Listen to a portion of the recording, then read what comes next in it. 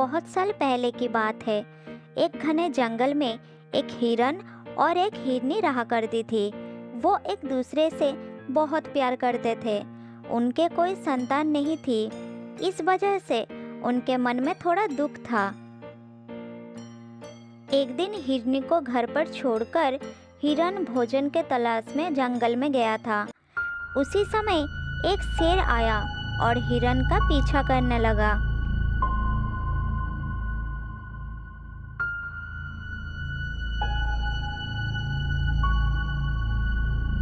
जब हिरन ने पीछे मुड़कर शेर को देखा तब वो बहुत डर गया और भागने लगा।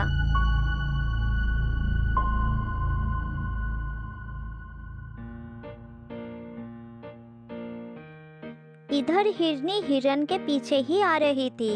जब उसने अपने पति के प्राण संकट में देखा तब वो दौड़ने लगी और दौड़ते दौड़ते शेर के सामने आ गई। हिरनी को सामने देखकर शेर ने अपनी गति धीमी कर दी। उधर हिरन बहुत आगे निकल चुका था। हिरनी को सामने देखकर शेर ये मौका गंवाना नहीं चाहता था। वो हिरनी के ऊपर झपट पड़ा। हिरनी को दबोच लेने के बाद शेर बोला, मुझे अपना शिकार से मतलब है, भूख मिटाना है। इसलिए हिरन नहीं मिला तो क्या हुआ, हिरनी मिल गया। उधर हिरन आगे निकलने के बाद जब वो पीछे मुड़कर देखा तो उसे बहुत दुख हुआ। उसने देखा कि हिरनी को शेर ने दबोच लिया है। हिरन समझ गया कि उसकी जीवन संगिनी ने उसे बचाने के लिए अपने प्राण की आहुति दे दी है। वो ये दुख बर्दाश्त नहीं कर सका और रोने लगा। यदि मैं ये जानता तो अपने आप को शेर के सामने आहुति दे देता और अपनी हिरनी को बचा लेता। मेरी हिरनी ने मेरे लिए इतना बड़ा आहुति दे दी जो कोई नहीं दे सकता। हे भगवान, मुझे भी मृत्यु चाहिए। मैं अपनी हिरनी के बिना नहीं जीना चाहता। हिरन ने खाना पीना छोड़ दिया। वो अपने घर नहीं लौटा। वो जंगल में इधर उधर भटकता रहा। 2 दिन तक वो भटकता रहा। इतने में उसे बहुत प्यास लगा। अचानक उसने देखा कि कुछ दूर पर पानी चमक रहा है। उसके मन में आशा जगा और वो आगे बढ़ गया। जब हिरन वहाँ पर पहुँचा तब वहाँ पर पानी नहीं था। वो तो एक रास्ता था। उसे पानी का आभास हुआ था। तब हिरन बहुत उदास हो गया। हे भगवान, अब मैं क्या करूं?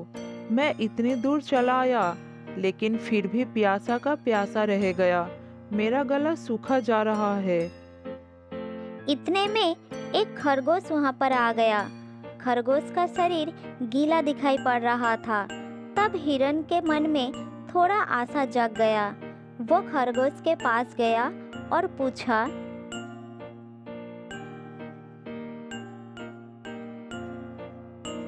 खरगोश भाई, मुझे बहुत प्यास लगी है। मैंने जलाशय की बहुत तलाश की लेकिन मुझे पानी कहीं पर भी नहीं मिला। मुझे लगता है कि आसपास पानी है ही नहीं। क्या तुम मुझे बता सकते हो कि आसपास पानी कहाँ मिलेगा? सामने वो पहाड़ी देख रहे हो? उसके पार एक बड़ी नदी बहती है। वहाँ चले जाओ और अपनी प्यास बुझा लो। मगर उधर बहुत सावधानी से रहना, खतरे भी है। धन्यवाद भाई, तुम्हें बहुत बहुत धन्यवाद। मैं तुरंत जा रहा हूँ। हिरन तेजी से पहाड़ी पार करते हुए नदी किनारे पहुँच गया।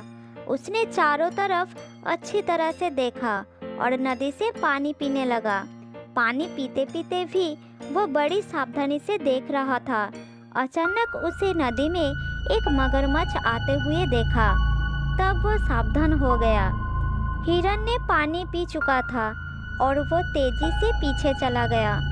उसने जब पीछे मुड़कर देखा तब वही शेर कुछ झाड़ियों के पीछे घात लगाते हुए बैठा था।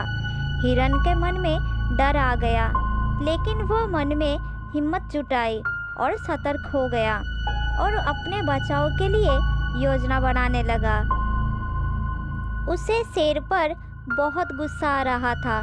वो जानता था कि शेर उस पर वार करने के लिए निश्चित कूदेगी।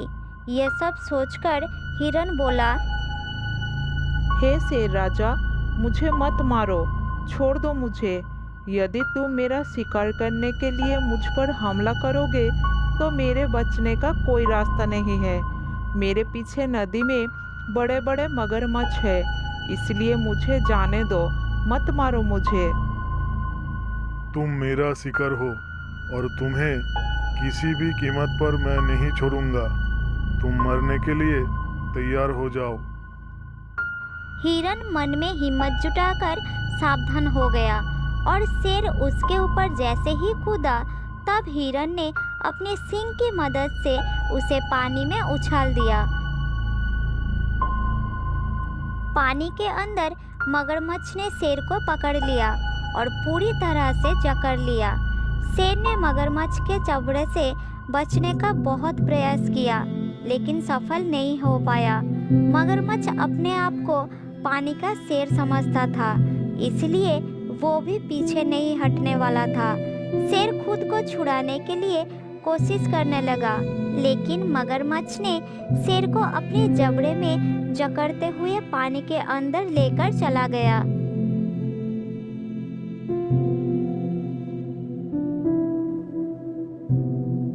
इधर नदी के किनारे खड़ा होकर हिरन ने देखा कि उसकी हिरनी की हत्यारे खुद मगरमच्छ का शिकार बन गया। ये देखकर हिरन मन ही मन बहुत खुश हो गया और उसका हृदय अपनी पत्नी के लिए दुख से भर गया। फिर हिरन अपने घर लौटने के लिए वहाँ से चल पड़ता है। थोड़ी दूर जाने के बाद रास्ते में उसे वही खरगोश मिल गया। हिरन को उदास देखकर खरगोश बोला, हिरन भाई, तुमने तो अपनी प्यास बुझा ली होगी, फिर भी तुम उदास क्यों दिख रहे हो? क्या हुआ है हिरन भाई, बताओ ना मुझे। क्या बताओ खरगोश भाई, मेरी जीवन संगिनी का साथ छूट गया है। वो हमेशा के लिए मुझे छोड़कर चली गई, जहाँ से वो कभी भी वापस नहीं आ सकती।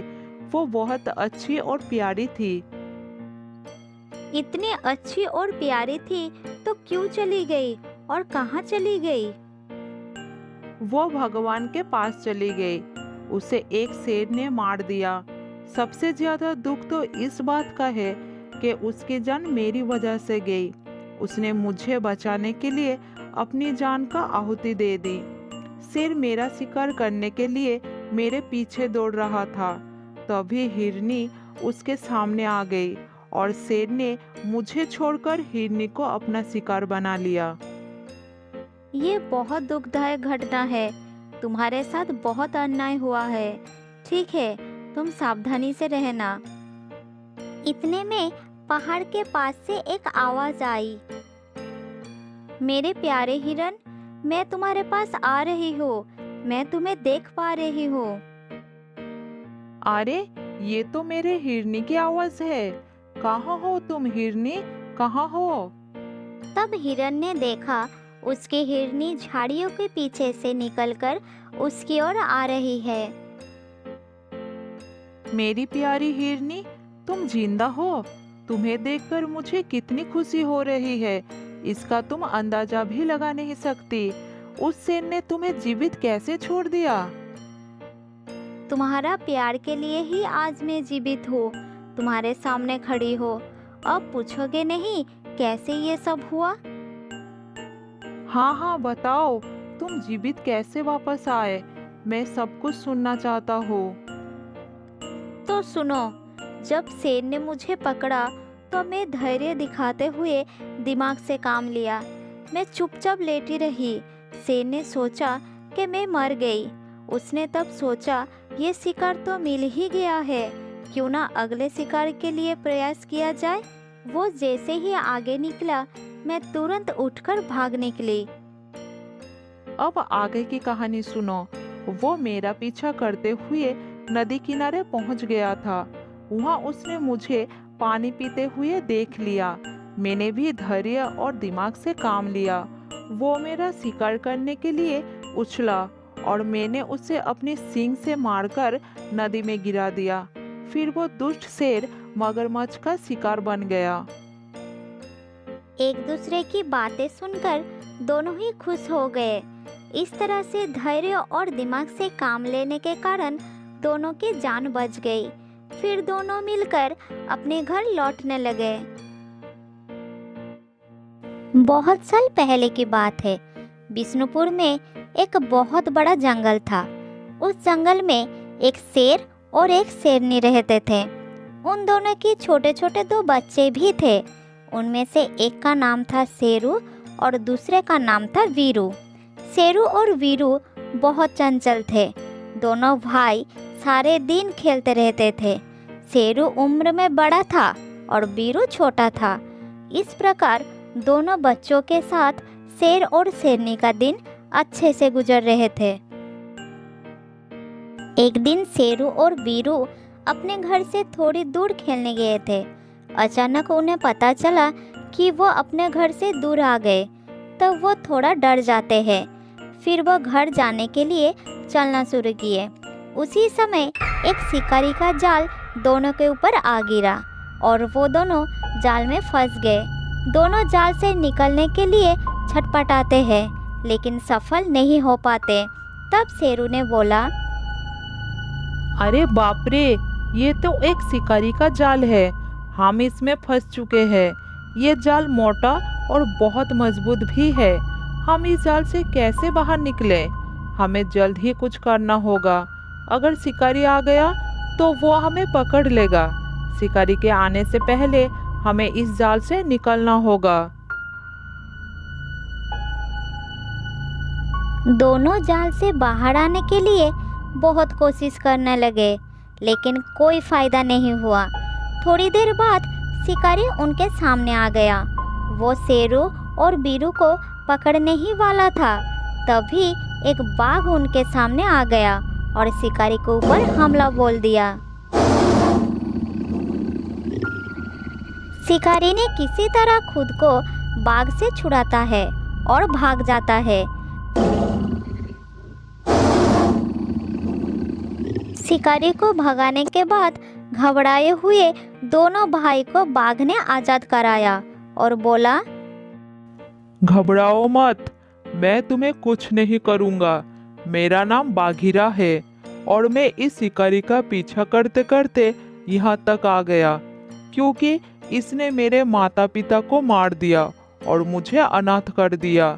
आज ये शिकारी मेरे हाथ से छूट गया लेकिन मैं इसे नहीं छोड़ूंगा। बाघीरा भाई, तुमने हमारी जान बचाई और इस शिकारी से छुटकारा दिलाकर हमारे साथ साथ सारे जंगल का मदद किया है। इसीलिए तुम चाहो तो हमारे साथ इस जंगल में रह सकते हो। तुम्हें देखकर मेरे माता पिता बहुत खुश होंगे। चलो हमारे साथ। इस दुनिया में मेरा और कोई नहीं है। मैं बिल्कुल अकेला हूँ। ठीक है, मैं तुम्हारे साथ चलूँगा। उसके बाद बाघीरा शेरू और वीरू के साथ उसके घर में जाता है। पिताजी, इसका नाम बाघीरा है। इसने आज हमें जंगल में एक शिकारी से बचाया। इसका माता पिता अब इस दुनिया में नहीं है, वो अनाथ है। इसलिए हम उसे अपने साथ रहने के लिए यहाँ ले आए हैं। ये सुनकर शेर को बहुत दुख होता है और बाघीरा के ऊपर बहुत प्रसन्न होता है। फिर वो उसे वहाँ रहने की अनुमति दे देता है। बाघीरा, आज तुमने मेरे बच्चों को शिकारियों से बचाकर हम पर बहुत बड़ा उपकार किया है। आज से तुम मेरे बच्चे की तरह हमारे साथ रहोगे।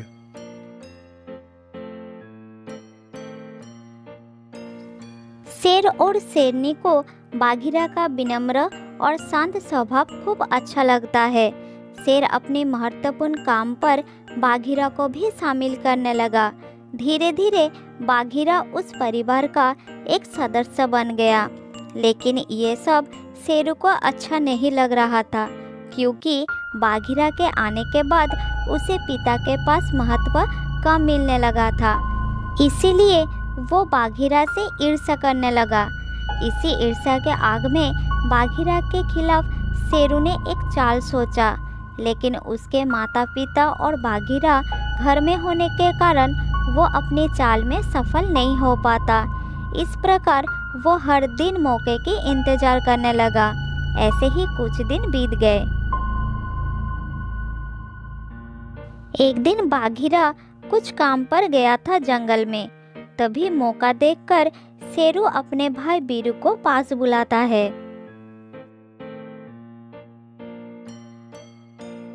सुनो भाई, कल बाघीरा दादा को जंगल में एक बहुत सुंदर जगह मिला है। तुम सोच नहीं सकते कि वो जगह कितनी खूबसूरत है। बाघीरा दादा वहाँ गए हैं। चलो हम दोनों बाघीरा दादा के पास चलते हैं। मैंने सुना है कि वहाँ बहुत अच्छा अच्छा खाना मिलता है। चलो जल्दी से वहाँ चलते हैं। लेकिन भैया, माँ और पिताजी को बताकर जाते तो अच्छा होता। अगर वो हमें नहीं देखेंगे तो उन्हें चिंता होगी। तुम चिंता मत करो, हम बहुत जल्द वापस आएंगे। वीरू शेरू की बात मान जाता है। फिर वो उसके साथ आगे बढ़ता है। इस प्रकार शेरू अपने भाई को झूठ बोलकर जंगल के बाहर एक गुफा के सामने ले जाता है। फिर कहता है, वीरू, तुम गुफा के अंदर चले जाओ। बाघीरा दादा गुफा के अंदर है। तुम पहले चलो, मैं तुम्हारे पीछे चलता हूँ। बीरू अपने बड़े भाई की बात मानकर गुफा के अंदर चला जाता है। तभी शेरू ने एक बड़ा पत्थर लेकर गुफा का मुंह बंद कर देता है। फिर घर के ओर चल पड़ता है।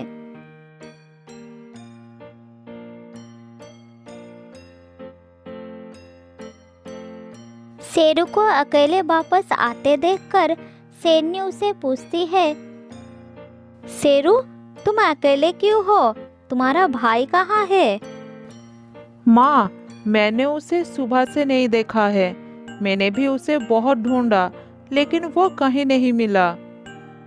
कहाँ गया मेरा बच्चा? वो तो अभी बहुत छोटा है। कहाँ ढूंढूं मैं उसे?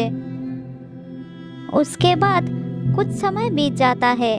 वीरू वापस ना आने के कारण वो सभी बहुत चिंतित हो जाते हैं। तभी बाघीरा घर लौट आता है। इतना छोटा बच्चा कहाँ जा सकते हैं? मुझे तो कुछ समझ नहीं आ रहा है। हे भगवान, मेरे बच्चे को कोई नुकसान ना हो। कृपया मेरा बच्चा मुझे लौटा दीजिए। तभी मौका देखकर शेरू बीच में बोला, पिताजी, मुझे तो इस बाघीरा पर शक है। यही जंगल में नया आया है। मुझे तो डर है कि यही वीरू को मार दिया है या कहीं पर कैद कर रखा है। सुबह मैंने वीरू को इसके साथ देखा था। नहीं नहीं, ये नहीं हो सकता। बाघीरा पर हमारा पूरा भरोसा है। वो ऐसा नहीं कर सकता है। नहीं महाराज, शेरू सही कह रहा है। मैंने भी सुबह वीरू को बाघीरा के साथ खेलते हुए देखा था। हाँ, ये सच है कि वीरू सुबह मेरे साथ खेल रहा था, लेकिन फिर मुझे नहीं पता वो कहाँ गया। मुझ पर भरोसा करिए, मैं सच कह रहा हूँ। आखिरकार शेर ने अपने बेटे शेरू पर विश्वास कर लेता है। बाघीरा उन्हें समझाने की बहुत कोशिश करता है, लेकिन कोई फायदा नहीं हुआ। शेर बाघीरा को जंगल छोड़कर चले जाने का आदेश देता है। फिर बाघीरा दुखी होकर जंगल छोड़कर चला जाता है।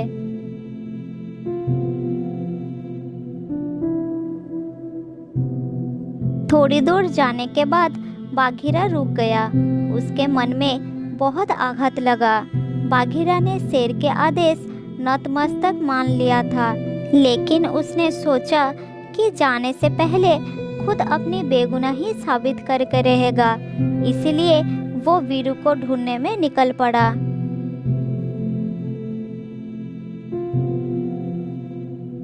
चलते चलते वो उस गुफा के सामने आ गया और सोचने लगा, अरे, इस गुफा का दरवाजा किसने बंद कर दिया? जब मैं पहले इस गुफा के पास आया था तब तो ये खुली ही थी। तो फिर अंदर क्या है, मुझे देखना होगा।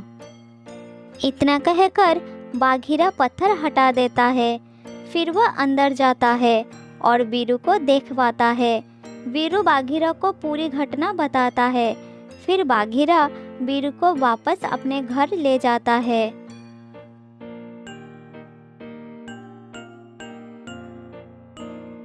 घर वापस लौटकर वीरू ने अपने पिता माता को सारी बात बताई।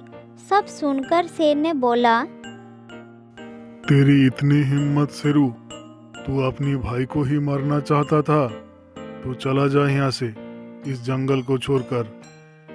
मुझे माफ कर दीजिए पिताजी, मैं फिर कभी ऐसा नहीं करूँगा। बाघीरा दादा, माफ कर दो मुझे। उसके बाद बाघीरा शेर को समझा बुझाकर शेरू को माफ कर देता है। फिर वो सभी उस जंगल में एक साथ सुखपूर्वक रहने लगे।